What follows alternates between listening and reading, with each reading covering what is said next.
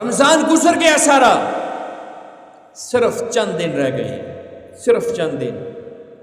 اپنے آپ کو کچھ وقت کے لیے اس فکر میں لگاؤ، میری آنکھ سے ایک آنسو تو ایسا تنہائی کے اندر نکلے جو جہنم کی آگ کو ٹھنڈا کر دینے والا ہو۔ ایک آنسو جو جہنم کی آگ کو ٹھنڈا کر دینے والا ہو۔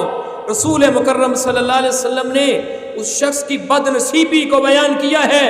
کون شخص جس کی زندگی میں رمضان آیا، پہلا روزہ، دوسرا، تیسرا، چوتھا، پانچواں، چھٹا، ہر روزے کے افطاری کے وقت اللہ کچھ لوگوں کو جہنم سے آزاد کرتا ہے۔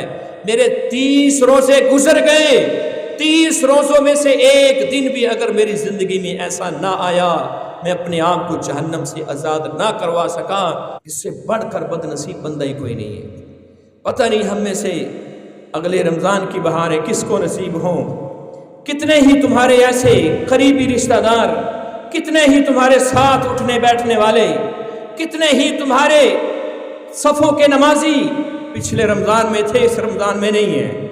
یہ رمضان بار بار نہیں آیا کرتا، یہ نصیبوں والوں کو ملتا ہے، یہ نصیب والوں کو یہ بہاریں ملتی ہیں۔